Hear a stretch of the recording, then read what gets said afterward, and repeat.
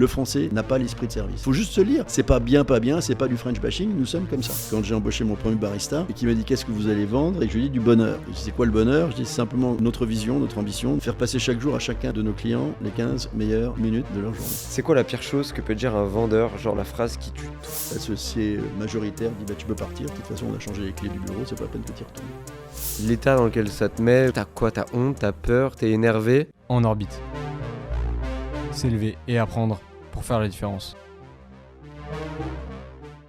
Bienvenue dans cet épisode de En Orbite, le podcast de OVNI Media, le podcast pour prendre du recul, s'élever et discuter de ce qui fait vraiment la différence. Aujourd'hui, on reçoit un entrepreneur qui a une trajectoire assez atypique. Il a écrit sur le business, il a conseillé, il a observé des centaines de boîtes avant de se lancer vraiment dans l'arène et de créer une marque grand public. Entre autres aventures, en 1994, il a créé Columbus Café pour importer le concept d'espresso bar et avec une vraie aventure entrepreneuriale basée sur l'expérience et la satisfaction client avant son départ en 2004. Depuis, il a écrit énormément de livres référents sur le monde du business et de l'entrepreneuriat. Il est conférencier, il a été animateur de radio et de télé pendant des années. Bref, c'est vraiment quelqu'un. Je suis trop content d'avoir pu recevoir quelqu'un d'aussi expérimenté qui nous a vraiment donné toutes les ficelles sans jamais se retenir. Et vraiment, je vous le dis, il est très très drôle. Donc voilà, j'espère que cet épisode vous plaira autant qu'il m'a plu à tourner. Je vous dis à bientôt. Ciao, ciao. Tu sais, moi, New York, depuis toujours, c'est mon endroit où je m'inspire et je me ressource.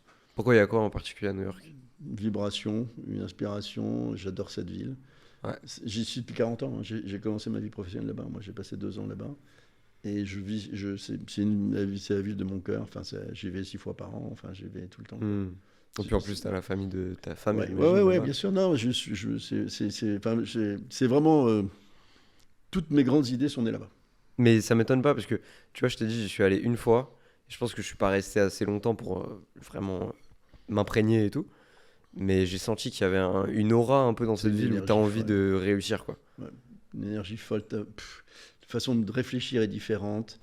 Tu as une ouverture d'esprit incroyable. Tu rencontres les meilleurs esprits du monde entier, tout le temps. C'est passionnant, c'est une ville passionnante. Qui se réinvente tout le temps, qui change sans jamais changer. Et en même temps, il n'y a que des trucs qui ne sont pas que des bonnes choses, notamment en architecture, parce qu'une espèce de dérive architecturale, avec des espèces d'immeubles de 600 mètres, ça fait mal au cou. Qui commencent à devenir n'importe quoi. Ouais. Mais cette ville garde une forme de joie de vivre, d'excentricité. Enfin, moi, j'adore, quoi. C'est ma ville de cœur. Bon, en tout cas, on va avoir l'occasion d'y revenir. En tout cas, bonjour Philippe. Ah, on y va? Bah ouais, allez. on a déjà commencé. Hein. Moi, tout est enregistré. J'aime bien discuter. Ah, t'es un renard. Et ensuite, on y va. Mais t'inquiète, on va commencer sur New York, ça sera très bien. Ah, on y va, une belle transition. Comme tu veux. Bonjour Philippe, merci d'être venu. Merci Kylian de m'accueillir. C'est un plaisir. C'est surtout moi, vraiment, dès que j'ai su que tu venais, en vrai, j'étais très content. Parce que, bon, évidemment, on va parler de Columbus. C'est un vrai banger, en vrai, on peut le dire, tu vois. Et puis tout le monde à qui j'ai dit que j'allais t'interviewer le connaissait et tout, était très content. Mais même ce que tu fais depuis, tous les livres que tu as pu écrire, les conférences que tu as pu tenir, on va parler aussi un peu de ton job d'animateur avec les gens que tu as reçus. Ouais. C'est vachement intéressant et tu as l'air d'avoir une vie palpitante, tu t'ennuies pas, quoi. Intense. Exactement. Et longue. La première question que je pose à tous mes invités, dis-moi, c'est toi, si tu sortais de ton corps et que tu dois aller à la troisième personne, comment tu te décrirais?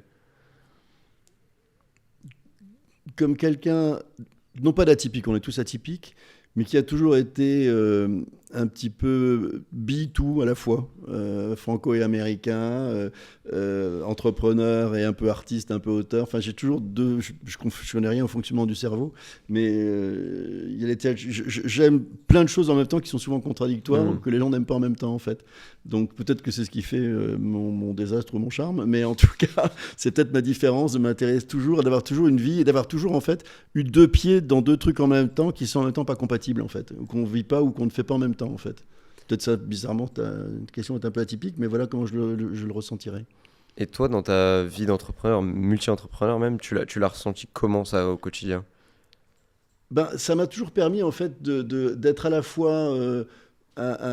d'être à la fois quelqu'un qui met beaucoup d'émotions dans les choses, beaucoup d'humanité, beaucoup de bienveillance, en même temps parfois de la dureté, en fait, quand elle est nécessaire, en fait, de savoir prendre des décisions difficiles quand il le faut, dès lors qu'on respecte les gens, d'avoir toujours su faire, en fait, des choses qui souvent assez contradictoires et toujours avec un principe de base, c'est de faire confiance à mon intuition. Je crois que si j'ai pas beaucoup de qualités, mais je pense que l'une d'entre elles est peut-être mon intuition. J'ai toujours su, alors c'est encore peut-être une autre façon de répondre à ta question, c'est dur de s'analyser comme ça. En fait, j'ai toujours fait confiance à mon intuition et j'ai souvent eu de bonnes intuitions, notamment sociétales, notamment sur des phénomènes, des tendances, etc., qui se sont traduites parfois par du business ou parfois des succès ou des échecs d'ailleurs.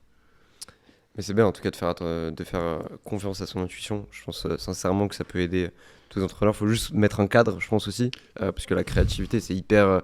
tout le monde l'a, mais ça fait vite partir en vrille aussi potentiellement. Donc, bien sûr, ça peut te faire prendre des décisions dangereuses ou difficilement, qui ne marchent pas toujours, bien sûr.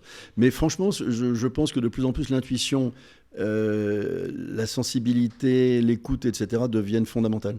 la curiosité, encore plus. Oui, absolument. Parce que l'intuition, c'est pas forcément quelque chose qu'on peut remplacer. En tout cas pour l'instant. Non, mais heureusement, c'est la seule chose qui nous sauvera face à elle. Et la sérendipité, cette capacité à sentir les choses, etc.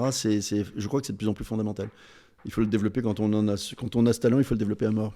Hop, je vous arrête une seconde parce que dans En Orbite, on parle souvent de vision, de croissance, mais on parle jamais du truc qui prend le plus de temps pour un entrepreneur, c'est la paperasse. Parce que perso, je suis convaincu d'un truc, c'est qu'on ne devient pas entrepreneur pour faire de la paperasse et de la compta, on le devient surtout pour faire son métier. Et donc c'est pour ça que je vais vous parler d'un outil que j'adore, c'est Time. Time, c'est un logiciel de facturation électronique simple et 100% gratuit, mais surtout, ils sont absolument conformes pour la nouvelle réforme de facturation électronique qui arrive. Et ce que j'adore, c'est que tu peux l'utiliser de plusieurs façons. Soit juste pour la plateforme agréée pour recevoir tes factures électroniques tout en restant conforme, soit tu prends leur outil de devis plus facture 100% gratuit pour tout centraliser. Bref, t'as vraiment un côté tout en un qui est hyper cool avec de la facture fournisseur, du suivi, de la trésorerie, t'as même un compte pro intégré. Bref, ça permet de me libérer d'un des trucs les plus chiants pour moi, c'est vraiment la charge mentale. Ils sont 100% français, si vous savez depuis le temps que vous me suivez à quel point je donne du crédit à tout ce qui est beau et intuitif. Bah pour le coup c'est vraiment le cas ici. Et visiblement ça plaît parce qu'ils sont à plus de 4,8 sur 5 sur 3600 avis. Je te mets le lien en description, tu peux commencer gratuitement. Et si tu veux tester leurs offres Start et Business, on te met 2 mois d'essai gratuit offert comme ça tranquillement. Bon voilà, je te laisse avec ton épisode, il est génial, à bientôt.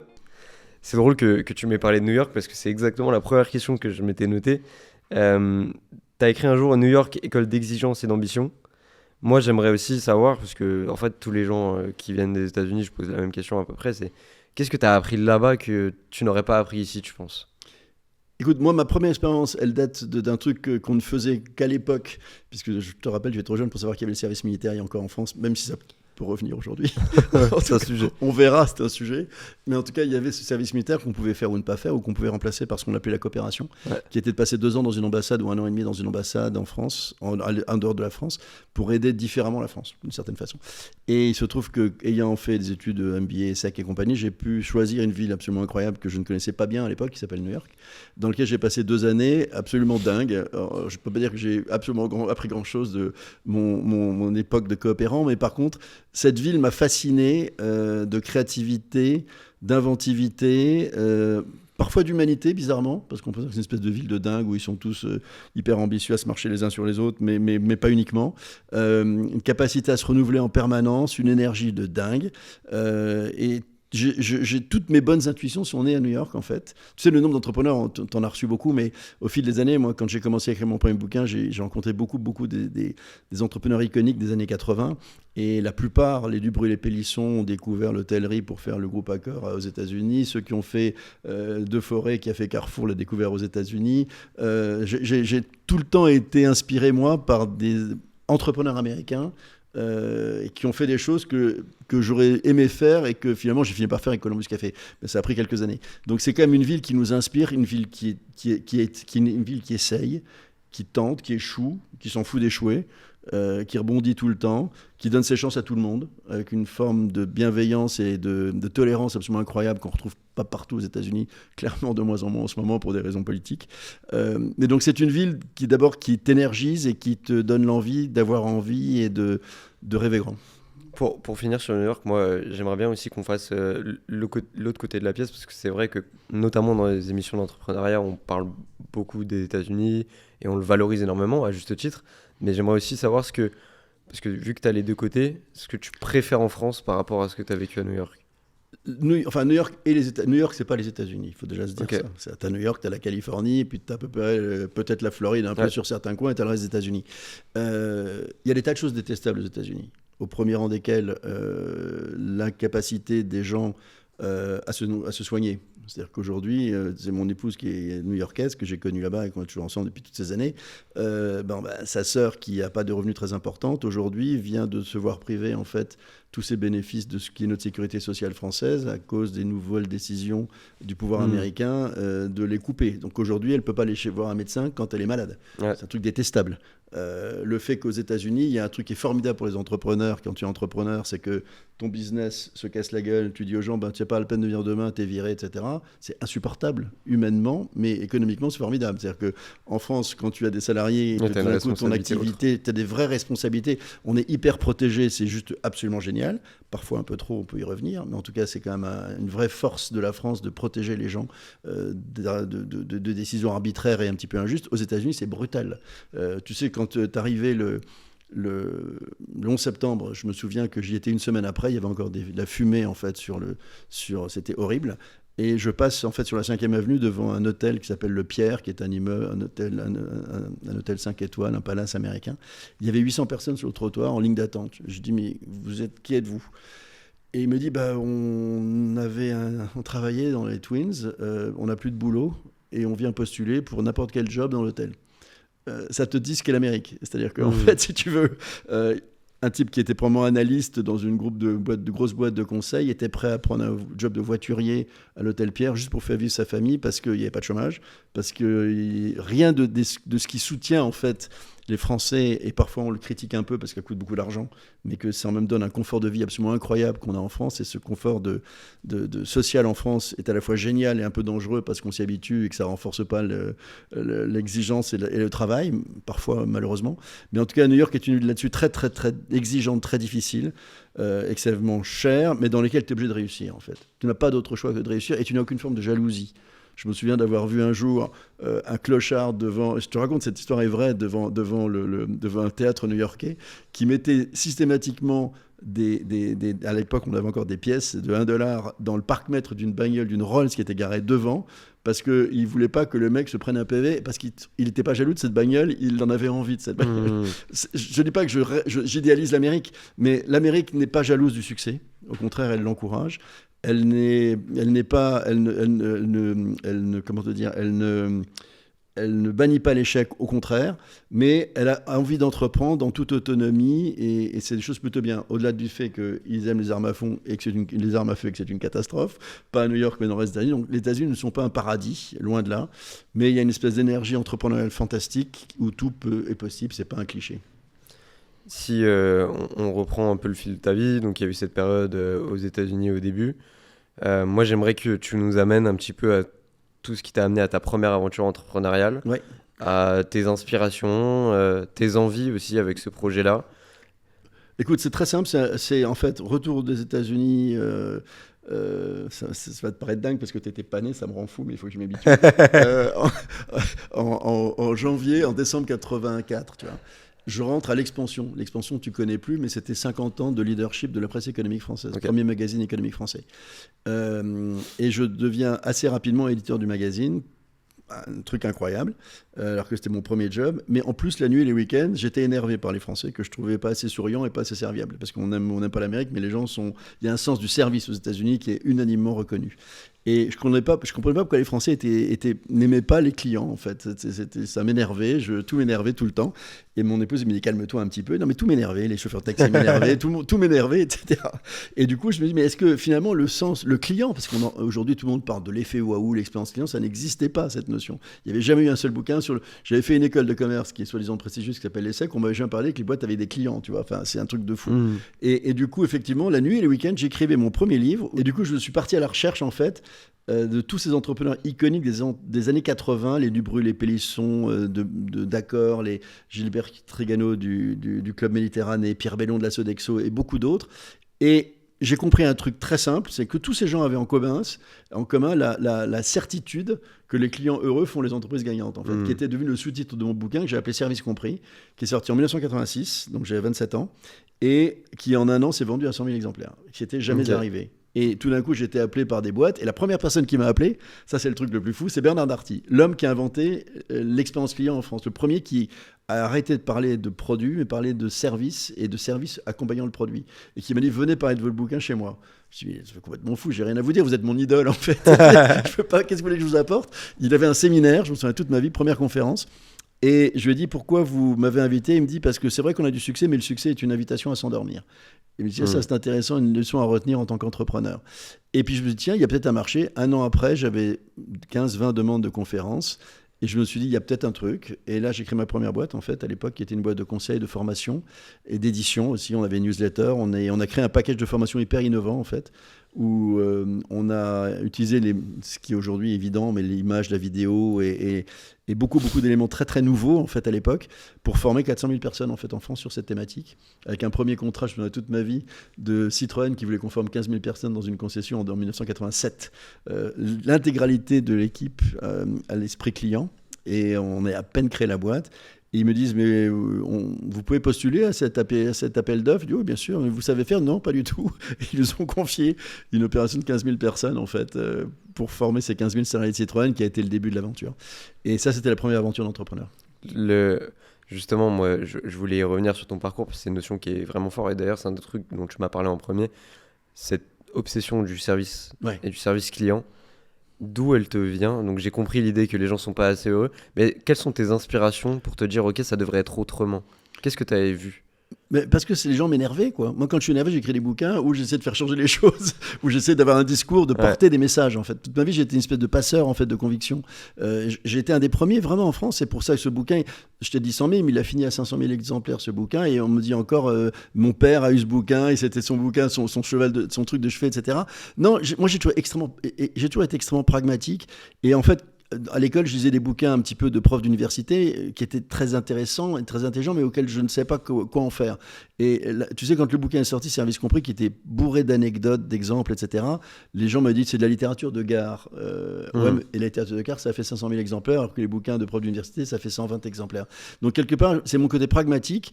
Et puis, en fait, j'étais absolument convaincu que tu sais, le service, je ne sais pas si tu le sais, mais le mot service vient du mot servus, qui veut dire esclave, dans un pays latin comme la France.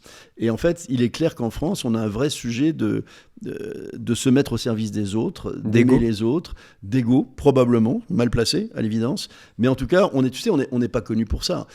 Et en fait, quand tu réfléchis bien, moi je continue, j'ai fait dans ma vie peut-être entre 3500 conférences sur cette thématique. Mais ce qui est intéressant, c'est que quand je demande aux gens dans une salle si on est bon en France, tout le monde me dit non. Mais spontanément, non, on est mauvais en termes de qualité de service. L'esprit français est mauvais là-dessus. Et après, je dis, citez-moi vos entreprises préférées, en fait, sur ce thème-là. T'en as 4 qui ressortent tout le temps, toujours les mêmes. Ils disent Nespresso, Apple, Leroy Merlin, Decathlon et Picard. En gros, c'est les 4 enseignes. Et au-delà de ça, c'est extrêmement compliqué. Tu t'aperçois qu'aucune entreprise ne peut en fait faire la différence fondamentalement si elle ne met pas ça au cœur de son activité. Et c'est la raison pour laquelle Amazon est devenu ce qu'il est. C'est que globalement, qu'on les aime ou qu'on les aime pas, c'est le meilleur service au monde. Tu ne peux rien leur reprocher. Si ce n'est peut-être des aspects sociaux, de leur management, tout ça, qui ne m'intéresse pas sur cette partie du sujet-là. Mais ce sont des boîtes qui, en permanence, depuis qu'ils existent, tu sais, je ne sais pas si tu le sais, mais dans une salle de réunion qui est importante chez Amazon, il y a toujours une chaise vide, qui est en fait la chaise du client, à qui on demande toujours ce qu'ils pensent de la décision qu'on va prendre, parce qu'en général, les boîtes prennent des décisions qui vont dans le sens de leur propre confort et jamais dans le sens du confort de leurs clients. Donc, moi, j'ai toujours été là-dessus très pragmatique et très concret sur la façon dont j'essaie d'exprimer ces messages, et c'est ça qui a fait le succès des bouquins, c'est qu'ils débordaient d'anecdotes, d'exemples, etc. Et de parler à la réalité des entreprises, en fait, et pas à la stratégie uniquement des entreprises. Et donc, quasiment 10 ans après, arrive l'aventure Columbus. Oui, c'est-à-dire que en fait, j'étais fondamentalement plus entrepreneur que consultant ou formateur. Ouais. Le formateur, franchement, ça me gonfle un peu. J'étais ravi qu'on se lance et que ça finance autre chose. Et en 93, effectivement, sur Columbus Avenue à Manhattan, à 2 pas de l'appartement que je venais d'acheter pour prendre une revanche new-yorkaise quand j'avais été viré sur la rue de Manhattan un soir d'hiver de mon appartement. C'est quoi l'anecdote? L'anecdote, c'est tout con, mais en décembre, j'avais enfin trouvé un appartement en colocation avec une Française qui elle aussi cherchait à se loger pendant son séjour à New York. Et un matin, un vendredi après-midi, un mois après avoir signé, non pas un deal, c'était de la main à la main avec une vieille dame qui partait en Europe pendant un an. Enfin bref, je te le fais court. En plein mois d'hiver, neigeux, je plaisante pas, il neigeait ce soir-là. J'ai reçu un coup de fil à l'ambassade pour me dire 7F is back. 7F, c'était le numéro de l'appartement. Et le gardien de l'immeuble m'appelle pour dire elle est rentrée de France sans rien dire à personne, elle a changé les clés, elle a dit que l'appartement avait été squatté par vous. Et les flics sont là, ils essaient de rentrer, elle ne veut pas leur ouvrir, il faut que vous rentriez pour prendre vos affaires. Et je me suis retrouvé en fait avec 2 flics new-yorkais, costauds, pour essayer de rentrer dans l'appartement. Elle a mis 2 heures à accepter qu'on rentre dedans. J'ai fait ma valise et je me suis retrouvé sur la rue, sous la neige, en disant où est-ce que je vais. Il n'y a rien de grave, hein. Il y a beaucoup de homeless qui souffrent beaucoup plus que ça. Mais du coup, ce soir-là, je me suis dit, j'aime bien cette ville, mais je vais prendre ma revanche un jour sur cette ville que je commence à aimer parce qu'elle commence à me résister, en fait. Et bon, ça m'est resté dans un coin de ma tête. Et puis en 93, il se trouve qu'il y avait des flux, les alignements des planètes en termes de prix du dollar et prix de l'immobilier new-yorkais. Donc j'ai fait un choix audacieux de me dire je vais acheter un appartement. Et du coup, en l'achetant, je tombe sur Columbus Avenue à Manhattan, sur un concept qui était émis, qui était une copie de Starbucks, parce que Starbucks, tout le monde l'oublie, mais 30 000 cafés ou 36 000 cafés aujourd'hui dans le monde. À l'époque, 200 en Californie, pas encore en New York. Un début de copie de concept. Et je rentre dans cet endroit où tout ce que j'aime, puisque tu dis comment tu sens les choses, il y avait tout ce que j'aime, quoi. Des gens adorables, sympas, avec un moment de gourmandise sucrée, avec de la musique jazzy. À l'époque, on commençait à s'installer avec son ordinateur, machin. Et je me dis, mais pourquoi ça n'existe pas en France, ce truc ? Tous les gens à l'époque, tu l'oublies aussi, t'es trop jeune, mais il y avait Friends à l'époque, série Friends. Et ils étaient tous avec des cafés latte, des cappuccinos dans les mains, et tout le monde en avait envie, mais personne n'avait. Donc en fait, ça n'existait pas. Et du coup, quand je suis rentré à Paris, je me suis dit, tiens, et puis quelqu'un me dit, mais il se trouve qu'il y a un truc en Californie qui s'appelle Starbucks ou un truc comme ça. Alors j'ai regardé, j'ai dit, effectivement, déjà 200 cafés, on y va. Et on a lancé Columbus. Aussi simple que ça. Bah oui. Et pour les gens qui puissent imaginer comment ça se passe. Parce que là, tu as l'idée, de l'idée à la réalisation. Ouais, là, il y a une rencontre magique. C'est que j'avais des copains restaurateurs à New York qui avaient parmi, dans leur équipe, un Américain, new-yorkais, et qui avait bossé chez Starbucks et qui adorait Paris, qui voulait arriver à Paris. Je me dis, bon, je sais rien faire, donc j'ai le talent qu'il faut. On fait venir Michael, il s'appelle Michael McCauley, à qui je rends hommage. Il nous rejoint. Je vais voir mon agence de design, Dragon Rouge, qui avait fait la couverture de mon bouquin Service Compris, que j'avais insisté pour qu'on ait une couverture un peu intéressante, qui nous ont créé l'identité visuelle. On part à la recherche de 2 emplacements et on se donne en un an pour ouvrir les 2 premiers magasins. Voilà, ça a l'air simple, mais c'était un cauchemar. Mais du coup, quand parce que j'imagine qu'il y a une obsession du service client qui se crée magiquement. C'était la clé. Mais entre le service client et d'autres choses, c'est quoi les décisions fondatrices tu penses qui ont fait le succès en fait de ce truc ? Au début, c'était pas un succès. Les décisions fondatrices, c'est d'y aller d'abord sans rien connaître au business. Ok. Mais ça, c'est normal et c'est pas grave. Au contraire, c'est plutôt bien. Comme ça, on n'a pas d'a priori. La deuxième, c'est tu sais, la raison d'être qui est née en 97 officiellement en France, en 2007 officiellement en France dans la loi, qui avant n'était qu'un concept que personne ignorait, que tout le monde ignorait. Moi, ma raison d'être à moi en 93, quand j'ai embauché mon premier barista, et qui m'a dit qu'est-ce que vous allez vendre, et je lui ai dit du bonheur. Et je dis c'est quoi le bonheur ? Je dis c'est simplement notre vision, notre ambition, notre mission, faire passer chaque jour à chacun de nos clients les 15 meilleures minutes de leur journée. En 10 mots, tu as résumé une entreprise. À partir de là, toutes les décisions de la boîte, du premier jour jusqu'à mon départ de Columbus, ont été à partir de ce sujet-là. Est-ce qu'on est tous collectivement engagés, avec tout le pouvoir donné à chacun de la boîte pour mettre en place cette truc d'une banalité affligeante, de faire passer chaque jour à chacun de nos clients les 15 meilleures minutes de leur journée. Seule chose qui compte. Le reste n'a pas d'importance. Du bon sens, l'envie d'y aller, de l'esprit d'entrepreneur engagé et qui prend des initiatives tout le temps, même quand il se plante, je m'en fous. Tant qu'il essaye, ça ne me gêne pas. Quand il essaye plus, ça me gêne beaucoup de plus. Et à partir de là, beaucoup d'enjeux effectivement financiers, d'investissement, de faire des choix, de s'endetter, de donner des cautions personnelles dans tous les sens, parce que l'époque, forcément, il fallait acheter des emplacements, etc. Donc voilà, pour faire court, 94, on ouvre 2 points de vente en même temps. Erreur dramatique, trop tôt, en matière de disruption. En avoir 2. On disruptait le marché. Tu sais, quand une bonne idée trop tôt n'est pas une bonne idée. Tu peux très bien passer des années à convaincre que tu as raison quand tu disruptes un aussi vieux marché que les cafés français qui avaient quand même 500 000 exemplaires de café en 1900 et maintenant 30 000. Donc c'était trop tôt pour le marché. Avec une culture différente qui est celle des États-Unis aussi. Oui, mais sur les ce cafés sujet-là, traditionnels. sur ce sujet-là, la France était prête. Ok. Simplement, effectivement, en Angleterre, l'Angleterre n'avait pas non plus de culture de café, d'espresso et de café latte, sauf qu'il y a une marque qui s'appelait Seattle Coffee Company qui avait démarré 2 ans avant nous. Sauf qu'ils étaient en Angleterre, dans une Angleterre beaucoup plus business-oriented que n'était la France à l'époque. Ils avaient 60 magasins au bout d'un an et Starbucks y avait vu sa porte d'entrée sur le marché européen et avait racheté cette chaîne.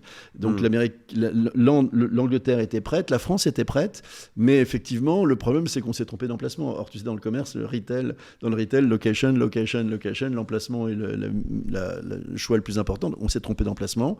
On s'est trompé de la vitesse à laquelle les gros du marché existants, c'est-à-dire tous ceux qui faisaient des Paul le Boulanger, des Brioches Dorées, faisaient ce business déjà, un petit peu d'une certaine façon, mais ils n'ont rien vu. Ils ont mis 30 ans à comprendre qu'on allait aujourd'hui faire du café gourmand emporté. Et quand tu vas aujourd'hui à Paris, tous les 10 mètres, tu as un indépendant, coffee shop hyper sympa, etc. Donc ça y est, le marché a été lancé. Mais en 93, c'était très tôt. Donc en fait, 1 an dramatique, on ferme le 2e magasin très vite. À Paris et l'autre à Lille, ce qui a été une aberration complète, parce qu'en matière de management, ça c'est un autre truc que je peux te donner aussi, c'est que la distance est l'ennemi du management. C'est-à-dire que quand on n'est pas là tout le temps avec l'équipe, c'est compliqué. Donc on a fermé le premier magasin et après a débuté la traversée du désert incroyable, de survivre en permanence en se réadaptant. Aujourd'hui, on dit pivoter dans les startups, mais nous, notre pivot, c'était de se dire, OK, on a un joli concept, les gens qui nous connaissent nous adorent, mais on n'en a pas assez qui nous connaissent, donc allons chez les autres. Et là, on s'installe dans les FNAC, dans toute une série de trucs, comme des implants, en fait, avant de redémarrer, où le vrai retournement se fait dans le Marais, rue Vieille-du-Temple à Paris, en 96, je crois, où là, c'est le carton absolu, là où on aurait dû démarrer, en fait. Et 97-18, là, ça commence à décoller. J'aimerais bien que tu nous racontes un peu ce carton-là. Après, je reviendrai sur une autre notion qui m'intéresse, mais au moins, on fait ça de manière chronologique. Ah, mais c'est pourquoi toi, ça cartonne?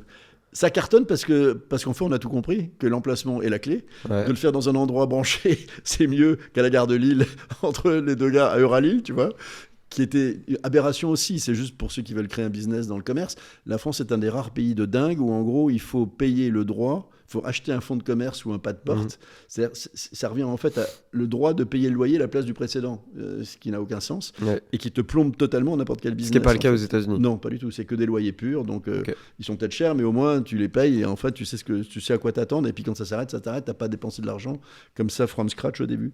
Et du coup, j'ai perdu le fil, mais du coup, l'emplacement de qualité, c'était qu'à l'époque, le Marais, qui était l'endroit de la branchouille parisienne, aujourd'hui, il y en a partout de la branchouille parisienne, mais à l'époque, c'était là, ils rêvaient de ce concept. Ils voyaient aussi Friends et compagnie, et tout d'un coup arrive un endroit qui avait repris tous les standards graphiques d'un magasin, avec des muffins faits sur place le jour où on ouvre, le lendemain de l'ouverture, qui était un vendredi soir, il y avait 50 ou 70 personnes qui attendaient des muffins chauds devant le truc. Et là, je me suis dit, ça y est, c'est gagné, on a tout compris, en fait. Et l'endroit, on l'avait fait avec des bouts de ficelle, pas beaucoup d'argent, etc. Mais une équipe, mais d'enfer. Aristide Ntonga, que je salue aussi, qui était mon premier barista que j'avais embauché de chez Disney, qui était ensuite devenu le patron des opérations, qui était aux commandes avec sa bonne bouille souriante, etc. Et le Marais nous avait adoptés et en 24 heures, c'était gagné, quoi. Petit aparté dans votre épisode pour vous dire que vous êtes de plus en plus nombreux à écouter En Orbite et ça me fait le plus plaisir du monde.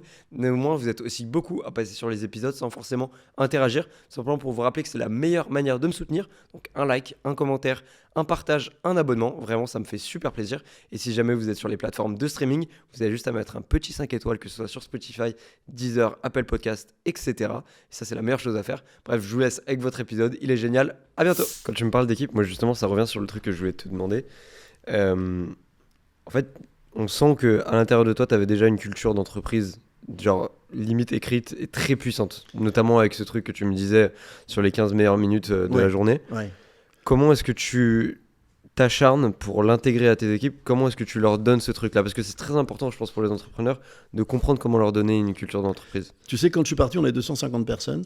Aujourd'hui, ils sont à peu près 2000 dans la chaîne. Il n'y en a pas un que j'ai recruté avec qui j'aurais pas aimé partir en vacances. C'est con, hein? Je suis même parti en vacances avec aucun d'entre eux. Mais de recruter que des gens dont tu penses qu'ils vont aimer les gens. Des gens qui vont pas être celui qui va en permanence briser l'unité d'une équipe. Parce que tu sais, j'ai compris aussi au fil des années l'absence de courage du management français. C'est-à-dire le nombre de gens dans lesquels, le nombre d'entreprises dans l'équipe, 8, 10 personnes, un seul membre de l'équipe qui est un élément toxique de l'équipe peut totalement ruiner une énergie, une envie, une envie de faire des choses ensemble est absolument dramatique. Donc moi, j'ai toujours été obsédé par le fait d'embaucher des gens qui aimaient les gens, et en me disant en fait qu'il y a un effet absolument magique d'une équipe très très soudée sur ces sujets-là en fait. Et si on fait pas le job, moi j'ai fait partir plein de gens, mais je les ai convaincus qu'ils n'étaient pas heureux en fait dans la boîte. Et ils étaient pas heureux. Donc en fait, ça passait par beaucoup de présence, de passer du temps avec eux. Tu sais, il y a un truc qui m'a beaucoup frappé dans la restauration rapide. Tu les connais, les jeunes de la restauration rapide, ils ont entre 18 et 24 ans. Ils sont avant de trouver un job, ou un vrai job ou pas. Parfois c'est un vrai job d'ailleurs. Mais en fait, leur management les connaît pas beaucoup, les connaît pas très très bien. Complètement. Ouais. Et un jour, quand j'embauchais des baristas, ils me disaient, un mois après, je les voyais systématiquement faire le point un peu.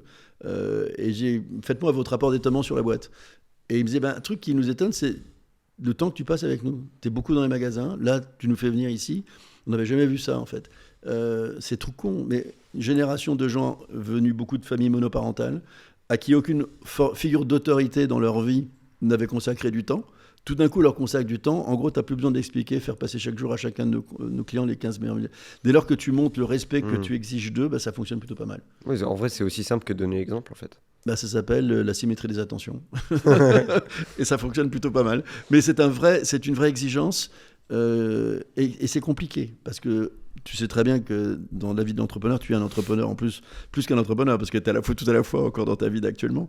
C'est qu'en fait, on a des vraies problématiques de bande passante et de temps qu'on peut consacrer, où sont les priorités. Mais quand tu ne dévies jamais de ta priorité là, sur celle du client, de l'obsession du client, globalement, tu fais moins d'erreurs. Et c'est plus durable. Mais on fait moins de choses en même temps. Pour continuer, donc aujourd'hui tu n'es plus à Columbus. Ouais, Columbus m'a quitté, oui.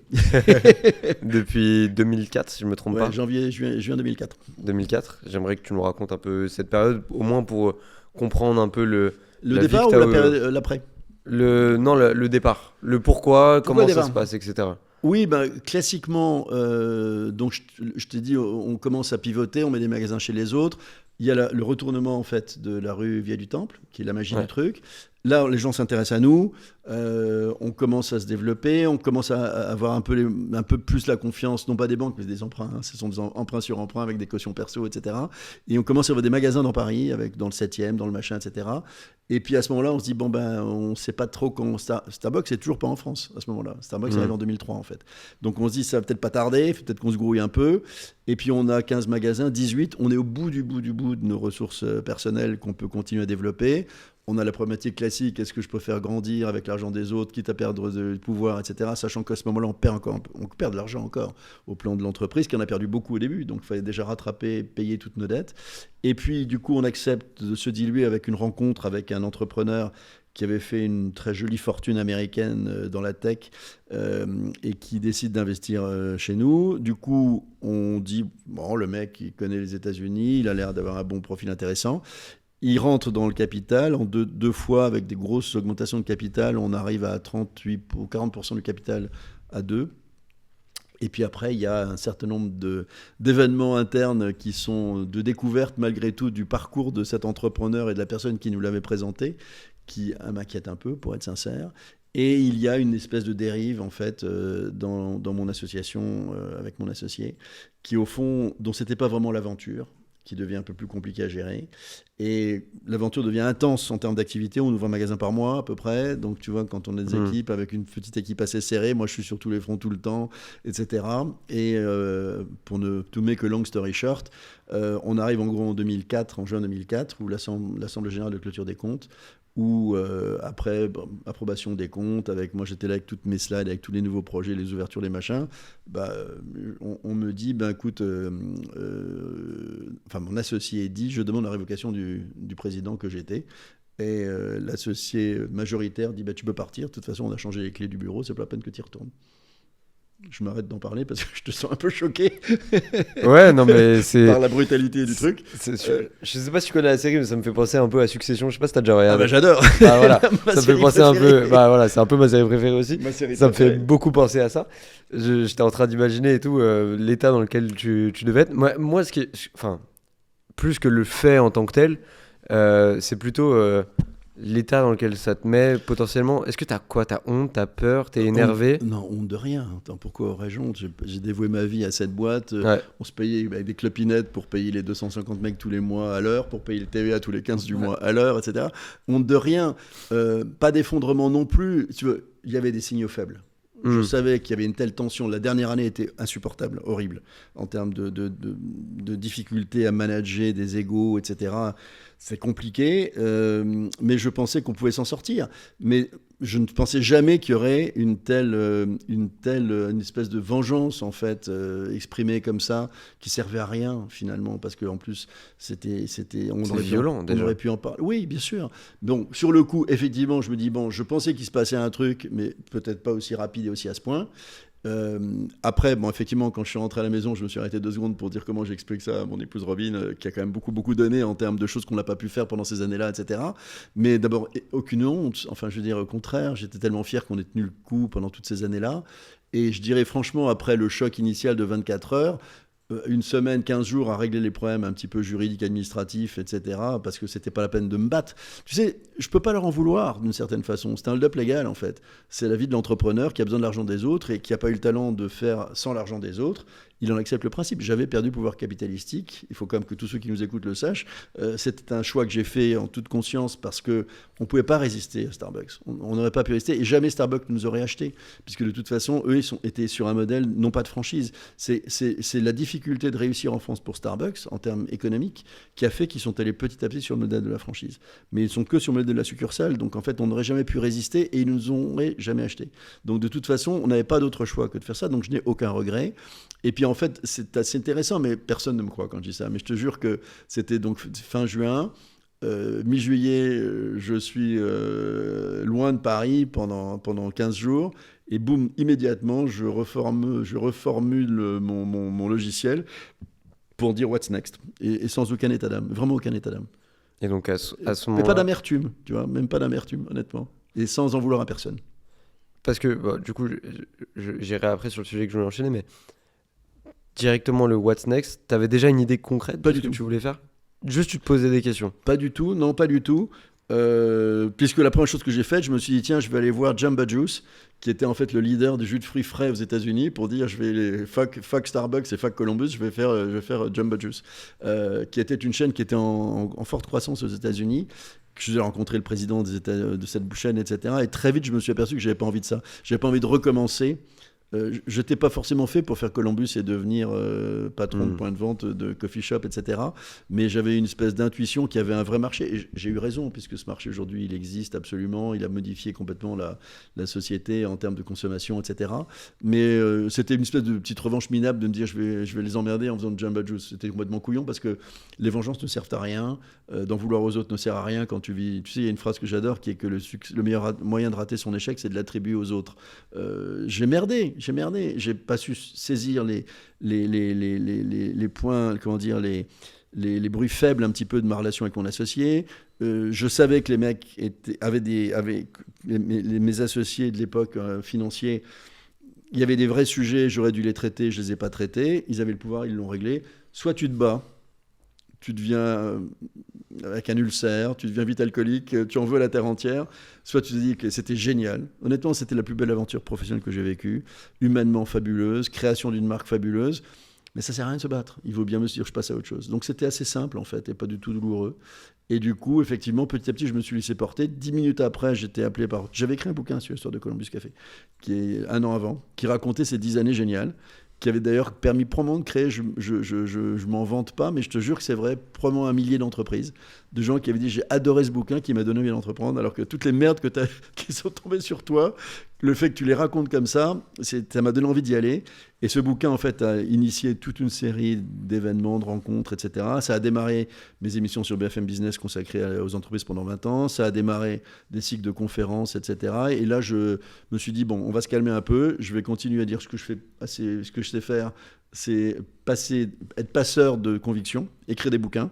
Et petit à petit, donc ma vie, finalement, pour venir à aujourd'hui, elle a basculé comme ça petitement sur une activité. Alors j'ai créé une structure tout de suite pour gérer mes trucs, dans lequel j'ai investi parfois dans des startups assez rigolotes que j'ai un petit peu accompagnées avec des petits tickets, mais je l'ai fait à plusieurs reprises. J'ai écrit 8 bouquins depuis. J'ai continué. Alors là, j'ai démarré mes émissions pendant 20 ans sur BFM Business. Et puis j'ai continué à faire beaucoup d'animations d'événements et de conférences sur tous mes sujets, sur lesquels il y a eu d'autres sujets après que l'expérience client, parce qu'il y a eu le mindset, l'optimisme, l'esprit de l'entreprise, etc. Voilà. Donc une vie un peu plus light, tout aussi passionnante. Light, après, tout dépend. Non, mais light en termes de pression. Oui. Parce que tu veux, quand tous les mois, tu dis putain, comment je paye la TVA ce mois-ci, comment je paye les mecs, comment je fais que... c'est les salariés surtout. C'est terrible. Surtout que c'est eux la clé du système, si tu veux. Donc non, la pression est terrible. Mais c'est la vie de l'entrepreneur. Et moi, j'ai aucun sujet là-dessus. Enfin, je veux dire, je suis une espèce de béton recouvert de téflon. Rien ne m'affecte, en fait.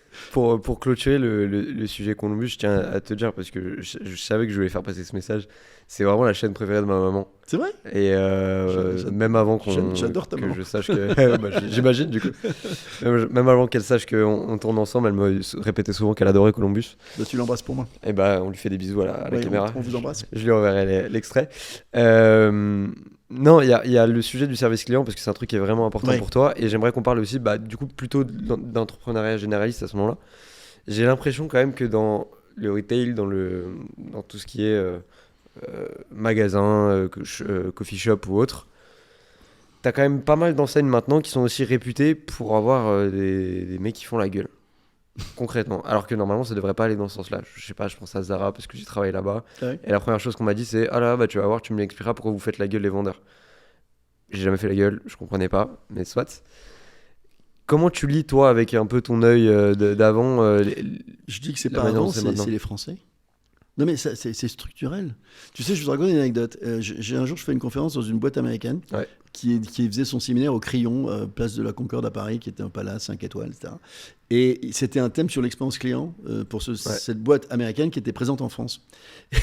Et ils avaient passé un deal, en fait, avec le Crillon pour remplacer, en fait, pour la pause café, les serveurs officiels, le personnel officiel du Crillon qui est trié, qui sont des gens exceptionnels, etc., compte tenu du prix de ses prestations, par des acteurs qui, pendant toute la pause, étaient lamentables, avec des taches, des taches sur leurs trucs, qui se montraient des photos sur leur truc, au lieu de servir le café, etc.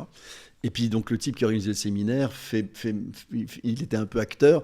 Retour au séminaire auquel je participais, il dit We wanted to apologize. On voulait s'excuser pour ce service était désastreux. On avait choisi cet hôtel par rapport à ce luxe de l'hôtel. Et les Américains, mais non, it's French service. Vous inquiétez pas, c'est le service à la française. Les mecs pas choqués, tu vois. Et ça m'a beaucoup marqué parce que la France, je le répète, tu sais, moi j'ai vendu 500 000 exemplaires d'un bouquin sur le service en France. Les gens me disent que vous avez été traduit en anglais. Je dis, mais pourquoi voudriez-vous qu'on traduise un auteur français en anglais sur le sujet que les Américains considèrent comme étant un sujet qui est tout sauf français? On est connus depuis toujours pour être des gens non serviables, qui n'aiment pas les autres et qui sont identifiés par les serveurs de bistrots parisiens qui font la gueule. Et avec le bistrot, la casquette et le machin, et le béret, la casquette, c'est la France. Une France qu'on aime aussi, parce que c'est une forme c'est un peu aussi sa personnalité. Globalement, je crois que, contrairement à ce que tu penses, parce que moi j'ai plus de recul que toi là-dessus, globalement, sur ce sujet, on est mauvais depuis toujours. Et je vais même te dire, c'est horrible de dire ça. Hein. Mon premier bouquin, il était en janvier 86, donc ça fait 40 ans, ce premier bouquin. Ouais. Tu t'imagines ? Et je continue à intervenir dans des boîtes qui m'ont appelé dans les années 80, 90, 2000, 2010 et aujourd'hui. Et chaque fois, ce sujet revient à l'ordre du jour parce que tu fais des efforts, ça retombe immédiatement. Ce n'est pas un sujet durable. Le français n'a pas l'esprit de service. Il faut juste se lire. C'est pas bien, c'est pas du French bashing. Nous sommes comme ça.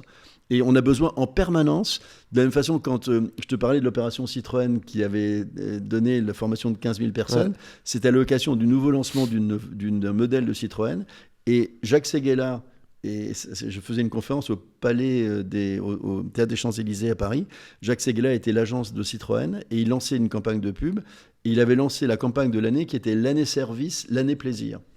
Et intuitivement, je leur ai dit, je suis ravi de bosser avec vous, mais c'est une aberration d'appeler ça l'année service, l'année plaisir. Il me dit, pourquoi vous dites ça? Parce que se dire que l'année prochaine, ils sont peinards. Exactement. Et il ne faut jamais faire ça. Parce que le service est une espèce de course de fond dont la ligne d'arrivée, en fait, ne cesse de reculer à mesure que tous les gens autour de toi s'améliorent. Alors aujourd'hui, c'est le sujet clé de toutes les entreprises et qui ont été totalement bouleversées, en fait, notamment par le Covid. Parce que qu'est-ce qui s'est regarde ce qui s'est passé pendant le Covid. En une journée, une nuit, le 15 mars 2020, tu as Netflix qui remplace les cinémas, tu as Amazon qui remplace... Netflix remplace les cinémas, Amazon remplace les magasins, et Zoom apparaît dans nos vies et remplace les réunions. Et tout d'un coup, les acteurs américains, les plateformes américaines, toutes ces boîtes américaines qui ont toujours mis le client au cœur du truc, de leur fonctionnement, de leur méthode, de leur process, sont rentrés dans nos vies au point de définir les nouveaux critères de service en France et d'excellence qui sont les plus importants, les plus élevés, sur lesquels on doit tous en fait s'aligner de manière extrêmement quasiment impossible. Parce que comment tu rivalises avec un Amazon qui peut perdre tout ce qu'il veut pour que tu renvoies toutes tes pompes que tu n'as pas aimées, ton machin, etc., qui lui coûte la peau des fesses, parce qu'il gagne son argent sur le cloud. Personne ne peut s'offrir ça en France. Donc Zara ou toute la bande, ils ne peuvent pas rivaliser en termes de réalité du service face à des entreprises de cette nature. Donc quand les standards évoluent en permanence et que tu dois t'habiller, c'est extrêmement difficile. Donc aujourd'hui, je crois que la France n'est pas différente de ce qu'elle a été. Nous ne sommes pas serviables, mais je pense que lorsqu'on met ça au cœur, on fait durablement la différence. Mais sauf qu'aujourd'hui, pardonne-moi, le sous-titre de mon bouquin, Service compris, c'était « Les clients heureux font les entreprises gagnantes ». Aujourd'hui, je dirais « Les clients enthousiastes font les entreprises pérennes ». Parce que je préfère l'enthousiasme et l'enchantement client à la satisfaction qui est largement insuffisant par rapport à cette concurrence. Et pérenne parce que franchement, aucune entreprise peut dire aujourd'hui qu'elle fera le métier dans 2 ans de la même façon, dans le même environnement concurrentiel, avec les mêmes technologies, face aux mêmes concurrents pour les mêmes clients. C'est une espèce de révolution complète de l'expérience client, avec notamment l'IA, les agents, complètement. etc. C'est dingue. Je rebondis, j'ai vu hier une vidéo d'un nouveau...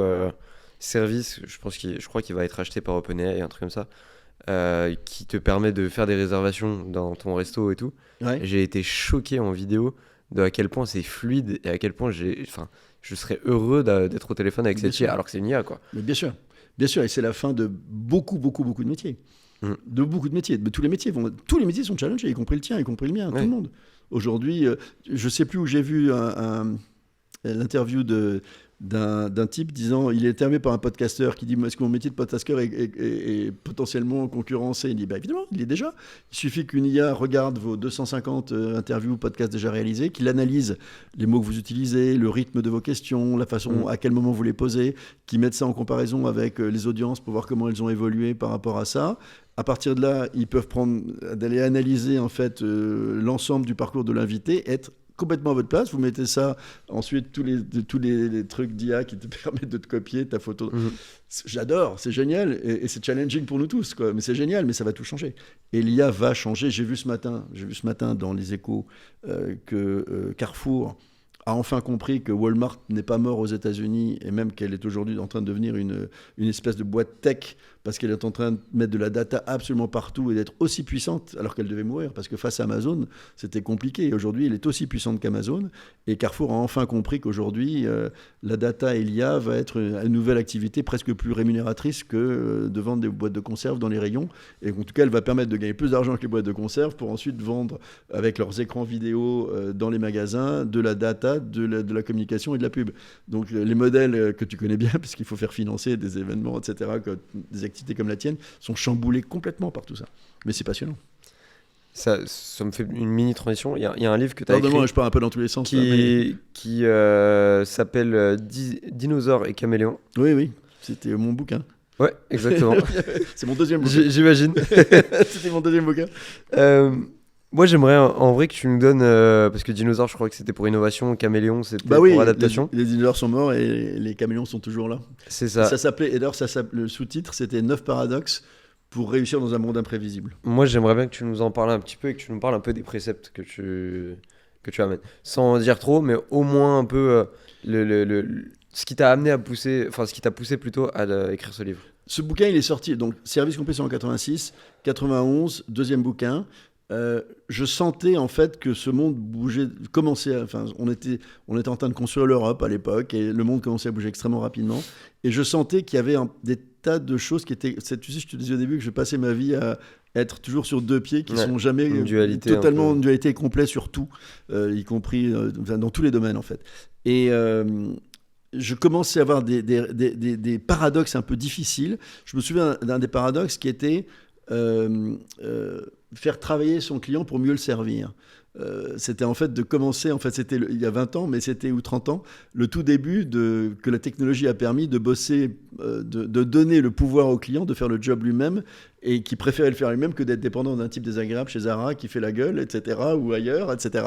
Donc il y avait toute cette série de paradoxes que je sentais de prendre son temps et aller vite, qui sont un truc évident et con, mais c'est une série de paradoxes, etc., qui était devenue, d'ailleurs c'est assez marrant parce que ce bouquin, qui avait été traduit aussi en espagnol. Alors mes bouquins ont été traduits dans les langues latines, espagnol, portugais, mais jamais dans les langues anglaises. Et je me souviens que c'était le livre de chevet de Pierre Bellon de la Sodexo. Sodexo, c'est un énorme groupe que tu connais. Et il se trouve qu'il faisait toutes les semaines, quand je rencontrais les gens de la Sodexo, on vous déteste, je vous connais pas. Il me dit non, mais nous on vous connaît parce que à chaque conférence, à chaque comité de direction, Bellon nous lit un chapitre de votre bouquin qu'il a adoré, etc. Il faisait chier tout le monde avec ce bouquin. Mais voilà, donc ces bouquins, il n'a rien de spécifique, mais il était très en avance en fait sur plein de sujets de société qui sont révélés vraiment des tendances qui se sont révélées très très pertinentes quelques années plus tard en fait. C'est quoi une entreprise caméléon pour toi ? C'est une boîte, c'est ce que je te dis, qui sait que avant le Covid, je disais 5 ans, maintenant je dis 2 ans. C'est que tu ne peux pas dire que tu feras le métier dans 2 ans de la même façon, dans le même environnement concurrentiel, avec les mêmes technologies, face aux mêmes concurrents, pour les mêmes clients. Mais tu dois le faire avec les mêmes convictions extrêmement ancrées et des valeurs extrêmement ancrées. Parce que si tu veux juste que je fasse le lien avec le sujet qu'on a évoqué, qui est l'expérience client ou le culte du client, c'est que le drame des boîtes, et pas forcément française pour le coup, c'est que n'importe quelle boîte qui grandit, qui met en fait le client au cœur de sa stratégie, de ses préoccupations, elle rencontre un problème quand elle grandit, ce que tout le monde souhaite, c'est que la croissance crée de la complexité dans les boîtes, et la complexité crée des process, et les process vont toujours à l'encontre du bon sens. Tu vois, il y a une anecdote que j'aime bien raconter sur ce sujet-là parce qu'elle est vraiment parlante. C'est que moi, les grands entrepreneurs que j'ai connus et qui sont pour moi vraiment les stars, qui ont mis en place des exemples très concrets de service client en France, m'ont tous dit, en fait, le jour où les process dans la boîte prenaient le relais du bon sens et de l'autonomie laissée à nos salariés de décider comme si c'était leur propre boîte, on a commencé à échouer, en fait. Il m'est arrivé un jour une anecdote un peu bizarre, mais juste... je te la raconte parce qu'elle est typique de ça. J'ai jamais de voiture, mais j'en loue beaucoup. Un jour, je suis chez Hertz à Toulouse. Je rends la voiture très tôt un matin. Il y avait encore des avions Air France Toulouse-Paris. Et je rends la voiture, il était très tôt. Je mets la clé dans la boîte du loueur. Je ferme ma clé, 6h du matin, mais j'oublie ma veste derrière. Je ne vais pas en rentrer à Paris, ça me faisait chier de l'oublier, d'attendre le prochain avion. Et je mets un post-it sur la vitre pour dire j'ai oublié ma veste, merci de m'appeler.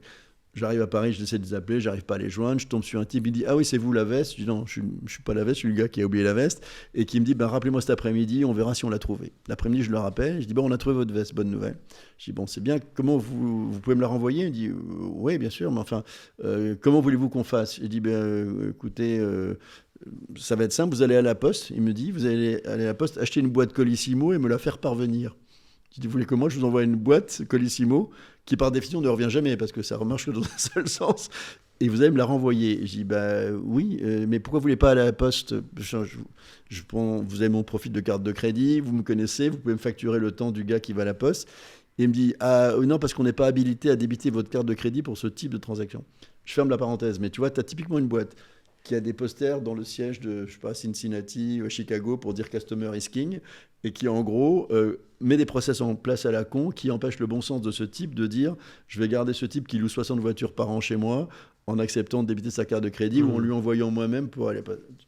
Petite anecdote qui n'a l'air de rien, mais qui te décrit le drame français ou le drame international des boîtes qui grandissent dans lesquelles les process prennent le pas en fait. Donc c'est un peu ça aussi, ces sujets-là que j'essaie d'évoquer dans tous mes bouquins finalement, y compris dans Dinosaures et Caméléon.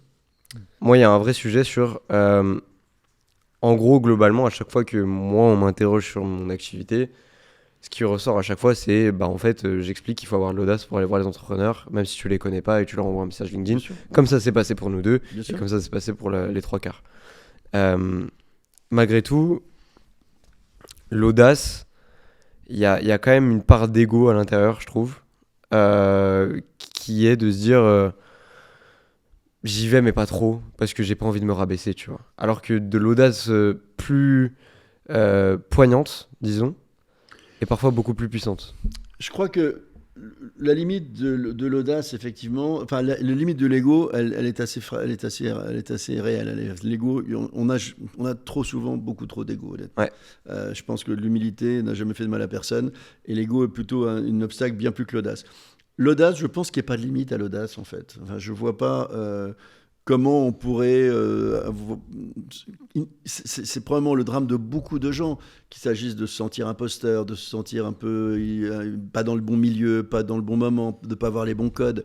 Tout ça, c'est du bullshit absolu. Ça n'existe pas. Il n'y a que des trucs qu'on n'a pas essayé, en fait. Et en fait, c'est vraiment d'abandonner trop tôt. Moi, mon obsession, tu sais, que j'ai eu pendant des années... sur mon bureau, un espèce de rocher en carton-pâte que j'avais acheté dans un aéroport américain, sur lequel il y avait 2 phrases que je voyais tous les matins pendant toutes ces années, qui étaient « Quitters never win ». Ceux qui abandonnent ne gagnent jamais. Et quitters never win. Attends, winners never quit. Voilà, quitters never win et winners never quit. Ceux qui abandonnent ne gagnent jamais. Ceux qui gagnent n'abandonnent jamais, en fait. Je crois que l'audace est un concept un peu foireux parce qu'il ne faut pas réfléchir. Il faut y aller, il faut avoir confiance. Ça se développe petit à petit. On passe par des phases dans sa vie où on s'aperçoit qu'un an après, qu'est-ce que j'étais con de ne pas avoir le culot de le faire plus tôt, etc. Donc je pense que l'ego, le rapport audace-ego n'est pas un truc très pertinent. Je pense qu'il faut mettre de l'ego dans le sens où il en faut pour réussir. Et d'ailleurs, quand on en a trop, ça donne des désastres absolus. Et on connaît des exemples assez prestigieux qui sont effondrés de crise d'ego. Par contre, l'audace, oui, c'est juste indispensable. C'est la nature même de l'entrepreneuriat. Et je pense que vraiment que rien n'est impossible. Dans le pire des cas, on dit bon, bah voilà, j'ai pris une claque. Mais tant mieux pour ta gueule parce qu'il fallait essayer. C'est très bien comme ça. Enfin, bon, voilà. Donc, par rapport à l'audace, je pense que ça fait nature, ça fait partie de l'entrepreneur. La résilience et l'audace font partie de nos métiers, absolument, et de notre ADN.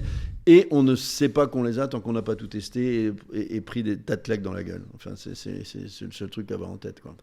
Sur ton activité d'animateur maintenant, tu l'as dit toi-même et on en a parlé juste avant, tu as interviewé énormément de grands entrepreneurs. J'aimerais que tu nous parles un peu de ces interviews-là, de choses que tu as pu remarquer chez ces entrepreneurs-là, qui ont pu t'inspirer toi et qui pourraient inspirer les gens qui nous écoutent. Ouais, en fait, il se trouve que quand Columbus s'est arrêté, je te l'ai raconté rapidement tout à l'heure, BFM m'a appelé pour dire est-ce que tu as envie d'animer une émission consacrée aux entrepreneurs. Donc on a créé ce format qui durait au départ 1 heure tous les week-ends, dans lesquels en fait j'avais la chance, alors là c'était pas moi que ça a attiré, après l'émission s'est installée parce que c'était vraiment devenu le rendez-vous du dimanche matin de tous les gens qui écoutaient sur leur Walkman à l'époque ou sur leur iPhone aujourd'hui, le week-end pendant leur jogging. C'était une émission qui a vraiment, je crois, inspiré pendant 20 ans en fait, beaucoup de parcours entrepreneuriat. Et en fait, on avait la chance d'avoir cette première partie qui attirait tous les grands noms du business français. Et après, toute cette génération de jeunes mecs qui ont créé des boîtes et on avait un truc génial, c'était la niaque de la semaine, où en gros, tous les deux mois, on recevait des couples ou des entrepreneurs dont on suivait le parcours, les up and down qui sont des marques nationales, etc. Donc ça, c'était absolument génial. Et en fait, il y avait des points communs en fait dans tous ces gens. La plupart de ces entrepreneurs qui m'ont tous toujours bluffé, c'est souvent leur humilité, le fait qu'ils ont créé des boîtes incroyables pour la plupart d'entre eux, sans que l'argent n'ait jamais été l'objectif. C'est très bête, mais t'as des tas de gens qui se disent je veux créer une boîte pour gagner de l'argent. Je pense que c'est la pire façon d'avoir envie de créer une boîte. Parce que si c'est ça ton seul standard de succès ou d'épanouissement, c'est que tu n'as rien compris, à mon avis, ce que doit être l'entrepreneuriat. Tant que tu ne gagnes pas d'argent dans 90% des cas. En plus, en plus, donc le tu calcul. peux en perdre beaucoup Oui. dans quelques pourcents des cas. En tout cas, l'argent n'a jamais été le moteur de ces grands succès. Je peux dire que j'ai vu passer en termes de milliards dans ces studios, des milliards d'euros en termes de valorisation pendant toutes ces 700 émissions sur BFM. Donc ça n'a jamais été l'argent. Ça a toujours été des convictions très fortes, en fait, très incarnées.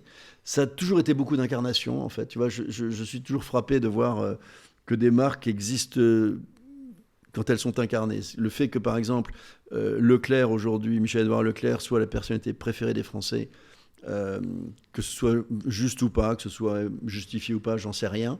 Mais ce type incarne en fait cette enseigne depuis toujours. Ces boîtes, ces entreprises iconiques, légendaires que j'expliquais tout à l'heure et qui sont incarnés. Le drame des grands groupes français, je pense que tu es un foutu de me dire qui est patron de BNP Paribas, de la Société Générale. Je pense que tu t'en fous. Les banques, je t'avoue que je compliqué. Mais tout le monde, on s'en fout. On s'en fout, ces boîtes ne sont pas incarnées. Et que dès qu'une boîte est incarnée par un entrepreneur, en plus, s'il a des espèces de visions très fortes, très, très incarnées, ben, on aime ces entreprises-là. Steve Jobs était un de ces exemples exceptionnels, en fait, même si c'est un dictateur aussi pour ses équipes, parce qu'il avait une telle exigence. Mais il faut être exigeant, l'exigence, l'entrepreneur doit être exigeant. Mais je pense que lui, il était beyond de l'exigence, au point où les mecs devenaient flipper complètement, au point de devenir fou le soir, parce qu'il avait tellement d'envie d'excellence. Mais globalement, ce qui m'a vraiment frappé, c'est toujours l'humilité, la simplicité, l'humanité, la sincérité. Tu sais, moi, quand je rentre dans une boîte, je vois tout de suite, en fait, et ça m'est arrivé des milliers de fois de préparer une conférence, de rentrer dans des immeubles du CAC 40 et de voir le truc. Je suis dans l'ascenseur, je sais déjà l'état d'esprit de la boîte, en fait. Parce qu'il y a une conviction que j'ai acquise et que je pense qui se vérifiait dans la plupart des mois qui m'impressionnaient dans tout ce que j'évoque là, c'est que tout est copiable d'une entreprise à une autre, sauf l'état d'esprit de ses équipes. Quand tu es dans une entreprise qui a des valeurs extrêmement incarnées, partagées, pas sur des posters, en disant nos 3 valeurs sont innovation, engagement, machin, etc. C'est du bullshit, ça, complètement, ça sert à rien. Bah, tu le ressens, et ces succès-là ces grands succès se font sur cette incarnation très personnelle de valeurs qui n'ont pas besoin d'être écrites. Et tous ces gens-là l'incarnaient tous. Et cette envie permanente d'écouter, d'humilité, d'apprendre des autres, en fait. Ça, c'est aussi un truc très, très puissant.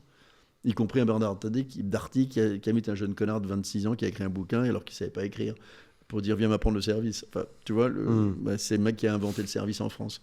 L'humilité. Ouais, je crois que c'est le numéro 1. C'est ce qui me frappe le plus. Des mecs normaux. Des mecs qui sont restés normaux malgré leur succès, qu'ils soient succès financier, politique, économique. La normalité, c'est une chose que j'aime bien. Enfin, on peut être fou, au contraire, j'adore les fous. Mais rester normal en termes de façon de se comporter, de respecter les autres, etc., d'être bienveillant avec les gens, que ce soit tes salariés ou tes équipes ou tes gens dans ta vie, c'est un truc fondamental. Et ne jamais arrêter d'apprendre aussi, du coup. Par extension, parce que... Tout le temps. Encore plus aujourd'hui. Parce qu'aujourd'hui, franchement, enfin, quel bordel. Pour savoir ce qu'il faut faire. Enfin, c'est très compliqué quand même. Hein. Quand tu regardes ce qui est en train de se passer partout, tous ces pauvres jeunes qui sont dans des boîtes des écoles de commerce aujourd'hui, qui pensaient qu'ils allaient rentrer dans une boîte du CAC 40 à faire des stats et des machins chez PWR, EY et compagnie. On n'a plus besoin d'eux parce que la data fait ça très bien, l'IA va faire ça très bien, qu'il faut qu'ils se réinventent. Tant mieux sur autre chose. Mais c'est génial, mais ça devient chaud quand même. Complètement. De toute façon, l'adaptabilité, et même... J'ai pas envie d'utiliser le mot culture générale, mais avoir une connaissance assez éclectique, c'est indispensable aujourd'hui. Mais surtout développer tout ce qui n'est pas de l'IA, quoi.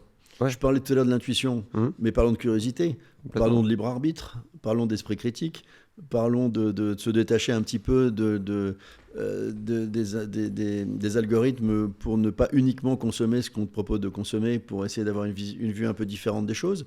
Parce qu'aujourd'hui, si tout le monde commence à penser pareil, et tout le monde a commencé à faire ces mêmes exercices avec les mêmes IA pour avoir les mêmes réponses, on a un vrai problème quand même. Et j'adore l'IA, hein, moi je m'en sers tout le temps, mais on a tous des sujets collectifs là-dessus aujourd'hui. Et sur quoi aujourd'hui, si tu commences à bosser le jeu, sur quoi tu vas faire la différence, c'est pas sur l'IA, c'est un produit sur étagère aujourd'hui et tout le monde peut s'en servir. Sauf si tu deviens un entrepreneur de l'IA, à ce moment-là, tu as besoin de vraies compétences techniques, de codeur, de machin, ou de t'embaucher les mêmes. Parce que je reviens sur Columbus, j'ai fait du café sans savoir faire un café. Donc on n'a pas besoin de compétences pour faire les choses, on a besoin de capacité à amener de la compétence vers toi, qui partage ton projet et qui va te donner l'énergie de le poursuivre en fait. Mais avec l'IA aujourd'hui, c'est quand même très très challenging. Sur quoi se lancer pour faire la différence, et puis surtout s'éclater, ce qu'on n'a peut-être pas encore assez dit, c'est que se faire le bonheur chaque matin de se lever. Honnêtement, je peux dire tout ce que j'ai fait comme bêtises dans ma vie, comme erreur et comme certains succès, mais je me suis ni jamais emmerdé, ni j'ai regretté chaque matin de me lever, ce qui est quand même un pur bonheur, quoi. Complètement. C'est exactement la toute première chose que je t'ai dit, quand tu m'as dit ouais c'est cool, tu fais beaucoup, je dis je suis passionné. Moi aussi. Et c'est la seule chose qui permet aux gens d'avancer en réalité. Tu connais ma phrase là-dessus, je dis que l'ennui use n'importe qui, mais la passion n'a jamais fatigué personne. Magnifique. Donc j'ai jamais été fatigué, moi, en fait. Honnêtement, je devrais pas le dire parce que c'est monstrueux, mais je crois sincèrement que j'ai jamais arrêté de bosser, car 7 jours sur 7 toute ma vie depuis que je bosse, en fait. Même en vacances. J'ai jamais été en vacances. Mais non, tu n'es pas fatigué. J'ai fait que les choses que j'aime, à chaque instant, quoi. C'est un pur bonheur. On va finir là-dessus. On va faire le petit jeu avant de Ah oui, finir. dis-moi, t'as un petit jeu, dis-moi. Exactement. Donc J'aime pas le mot petit, mais disons un jeu. le jeu. Ça, je t'ai pas dit ça, mais je déteste l'adjectif petit. C'est vrai? Ouais. Ouais, j'avoue que j'ai tendance. Le Petit petit syndrome de français. l'imposteur qui arrive souvent et qui a envie de. Non, mais le petit café, le petit mail, la petite pause café, je supporte plus. Moi. Tout est petit en France. Au montage, on enlèvera. Non, au contraire, j'aurais fait passer le message comme ça. Arrêtez de dire petit tout le temps, bordel de merde. Rêvez grand. Donc le jeu du newbie, le jeu Tu y viens. où on parle, enfin tu devras me parler comme si j'étais un enfant et je vais te D'accord, poser des questions alors. très simples Ok. Auxquelles tu devras répondre simplement. Il y en aura un peu sur ta vie, un peu sur Columbus aussi. Voilà. C'est quoi la pire chose que peut dire un vendeur, genre la phrase qui tue tout? Ce sera tout. Bah oui, c'est tout, pas la peine. J'en ai fait un bouquin. Hein. C'est un bouquin qui s'appelle Ne me dites plus jamais bon courage, dans lequel je dis les 10 phrases débiles en France, dont ça ne marchera jamais, le problème c'est que c'était mieux avant, et puis ce sera tout. La pire phrase qui tue le commerce. Que tu veux dire de plus? Et Oui, ce on sera tout. remplace par quoi du coup? Qu'est-ce qui vous ferait plaisir? C'est vrai, très simple. La vie est bête, la vie est simple. Être entrepreneur, c'est surtout être libre ou être stressé? Libre, Tu penses, enfin, petit aparté, mais tu penses vraiment qu'on est libre quand on est entrepreneur? totalement. Tu l'es jusqu'à ce que tu craques. Tu l'es jusqu'à ce qu'il n'y a plus de lumière qui brûle là, qui continue, ça va marcher. Et il y a tout le temps de la lumière qui continue à briller. Beaucoup plus longtemps qu'on ne pense. Beaucoup plus longtemps qu'on ne pense. Tu repousses en permanence les limites du possible. Oui, je pense Tout le aussi. temps. Je le sens. Tout le temps. Dans un coffee shop, c'est quoi le plus important? Le café, le sourire ou le wifi? Aujourd'hui. Le wifi, tu l'as dans ton téléphone, m'emmerde pas. C'est vrai. Et évidemment, le plaisir de revenir chaque matin, passer les 15 meilleures minutes de sa journée avec les gens qui sont en face de toi ou à côté de toi. Faire des découvertes. Tu sais, le nombre de gens qui sont connus, embrassés, parfois mariés en se rencontrant chez Columbus, c'est dingue. J'en ai plein d'exemples. T'en as reçu des... Plein, C'est vrai et y compris de gens connus. C'est vrai? Oui, vraiment. Vas-y, raconte-nous un petit truc. C'était Non, chaud. un jour, je reçois, j'ai plus son nom en tête, c'est pour ça que je suis emmerdé, un auteur d'un bouquin passionnant, qui est un psychologue, neuropsychologue passionnant, qui avait un succès fou à l'époque. Et on signait tous les deux des bouquins, en fait, après une conférence qu'on a faite dans la même boîte. Et on signait, il me dit, tu sais, je voulais te dire, un signant me dit, tu sais, ton appart, le Columbus Café de la rue, comment ça s'appelle, celui de la Sorbonne, pas de la rue, s'il montait vers la Sorbonne, merde, c'est vers le Panthéon. Bon, bref, ton Columbus Café de la Sorbonne, le nombre de nanas que je me suis fait chez Columbus. C'était son endroit de C'était date. son endroit pour trouver des nanas. Donc, ouais, beaucoup. Il se passe Ok. bah oui, mais c'est la magie du métier des rencontres, quoi, c'est génial. C'est beau. Tu sais, pardonne-moi, je te fais Vas-y. juste encore un dernier truc, mais dans Bienheureux les fêlés, je sais que je termine le bouquin en disant fabricant de petits bonheurs depuis 1994. J'avais signé la conclusion du bouquin, c'était fabricant de petits bonheurs depuis 1994. C'est ça le métier de Columbus, en fait. Et ça, c'est le plus beau métier du monde. Et la dernière question, est-ce que tu t'es déjà senti nul, genre vraiment, et qu'est-ce que t'as fait?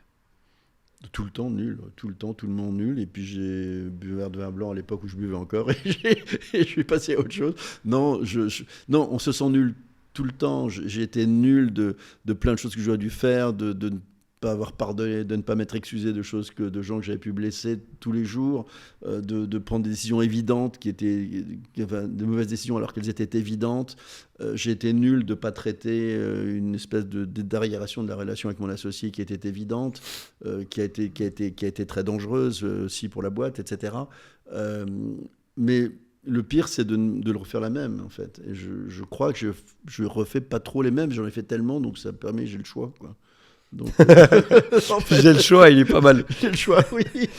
J'ai fait tellement de conneries, j'ai le choix de pas refaire la même tout le temps, quoi. Mais donc c'est ça, là je me sens nul quand j'ai déconné et j'en ai rien retiré. Là je me suis senti nul 1000 fois, malheureusement, trop souvent.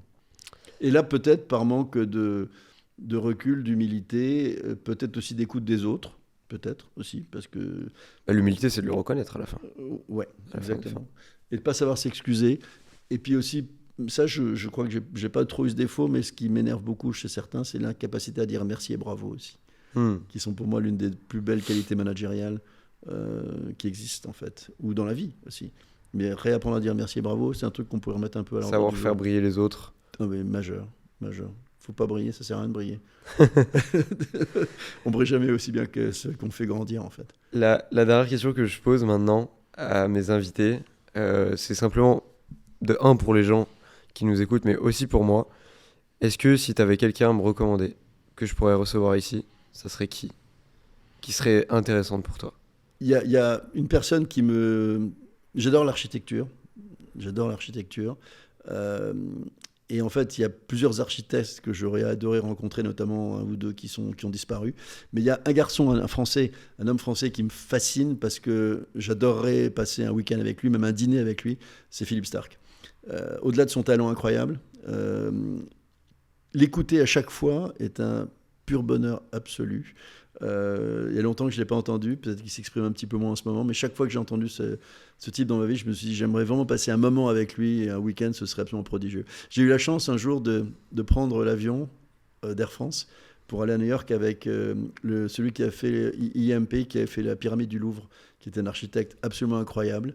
J'ai eu la chance d'être assis à côté de lui, ça a été les 6 heures les plus passionnantes de ma vie. Je crois qu'il est décédé, tu pourras plus la voir, mais je pense que Starck, tu pourras encore le tenter. Ok, et ben on fait un gros big up à Philippe Starck. Merci Absolument. beaucoup, Philippe, Merci Kylian. d'être venu. J'étais un peu dans tous les sens, mais tu m'en Mais veux c'est pas. parfait, moi mon esprit va aussi dans tous les sens, donc c'est ce Mon que j'aime. côté 2 pieds en permanence, c'est un peu bizarre.